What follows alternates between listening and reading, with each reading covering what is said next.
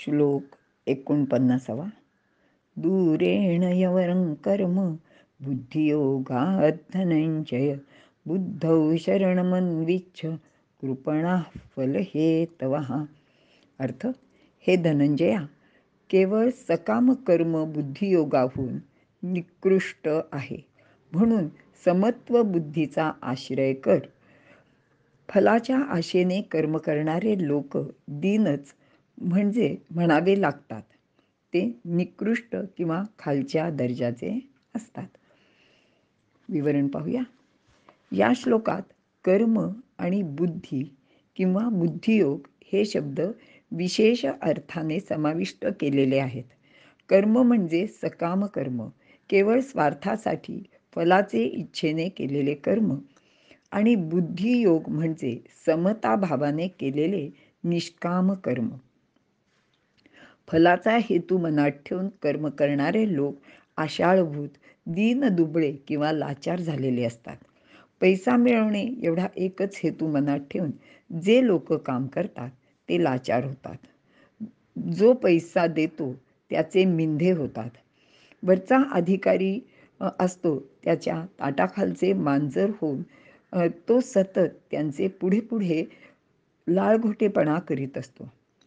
या उलट रामशास्त्री प्रभूणांसारखे लोक राज्यसत्तेला आव्हान देत आपल्या बुद्धीला पटणारी गोष्टच निस्पृहपणे करतात. या ठिकाणी नोकरीच काय, पण त्यांचा जीवसुद्धा धोक्यात होता. पण त्यांनी स्वार्थासाठी बुद्धिविरुद्ध निर्णय घेतला नाही. हे खरे जीवन आहे. फलाचा हेतू न ठेवता बुद्धियोगानुसार कर्म करणे, ज्यात माणसाचे खरे कल्याण आहे. फलाला शरण न जाता बुद्धीला शरण जा, असे भगवंत सांगत आहेत.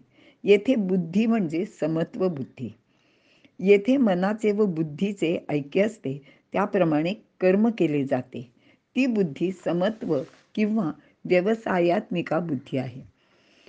ती विचाराला फाटे न फोडणारी स्थिर स्वरूपाची असते. व्यवसायात्मका बुद्धी म्हणजे नक्की काय करायचे हे ठरविणारी उद्योग प्रणव बुद्धी. तिला शरण जाऊन तिचे म्हणणे ऐकून कर्म करावे आणि त्यातच कल्याण असते. विचार थोडासा आपण स्पष्ट करूया की आपल्याला एखाद्या गोष्टीचा जेव्हा निर्णय घ्यायचा असतो तेव्हा आपलं मन एक काहीतरी सांगत असतो, आणि त्यातला धोका किंवा त्यातली जी चांगली गोष्ट असते ती बुद्धी आपल्याला कुठेतरी सांगत असते. पण कित्येक वेळा असं होतं की माणूस त्या बुद्धीचं न ऐकता मनाचंच ऐकतो. अगदी छोटंसं उदाहरण देऊन आणखी स्पष्ट करते की एखादी गोष्ट आपल्याला खूप मनापासून आवडत असते, पण ती खाल्ल्याने आपल्याला नक्की त्रास होणार असतो. अशा वेळेला बुद्धी आपल्याला सांगत असते की तुला त्रास होतो ते तू खाऊ नकोस, जास्त तर अजिबात खाऊ नको. पण मन आपल्याला सांगतं, चालतं का एखादी वेळ औषध घेऊन टाकू. आणि अशा वेळी आपण बुद्धीचं न ऐकता मनाचं ऐकतो आणि तिथेच आपल्याला त्रास सुरू होतो. म्हणून बुद्धीचं जेव्हा आपण ऐकतो, कारण बुद्धी ही आपल्याला परमेश्वरांनी दिलेली आहे, आणि मनाचं न ऐकता बुद्धीचं जेव्हा आपण ऐकतो किंवा मन आणि बुद्धी एकत्र करून जेव्हा आपण निर्णय घेतो तेव्हा तो निश्चितच आपल्याला कल्याणकारी असतो. पुढे पाहूया.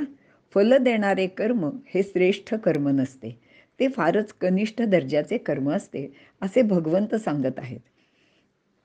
आता एकीकडे कर्म कर असे सांगितले आणि दुसरीकडे कर्म कनिष्ठ दर्जाचे आहे असे पण श्रीकृष्ण म्हणतात. पण कर्माला श्रीकृष्ण कर्माला कनिष्ठ म्हणत नसून बुद्धियोगापेक्षा कर्म कनिष्ठ आहे असे सांगतायत. यात कर्म महत्त्वाचे नसून कर्म करण्यामागची बुद्धी महत्त्वाची आहे, कारण त्यावरच तर कर्माचे फल अवलंबून असते. आता सैनिकांनी युद्धात शत्रूवर गोळीबार करून शत्रू सैन्य ठार मारणे आणि विविध गावात काही गुंड लोक गोळीबार करून निरपराध लोकांना ठार मारतात. यामध्ये मनुष्यवधाची कृती म्हणजे कर्म समानच आहे, पण दोन्हीतील हेतू भिन्न आहेत.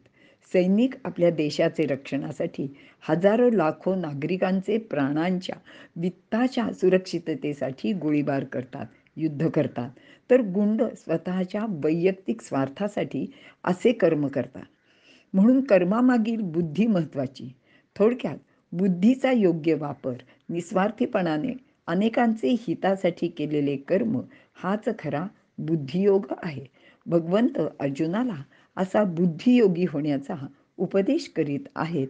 पुढील श्लोकात पाहूया. इथे थांबूया.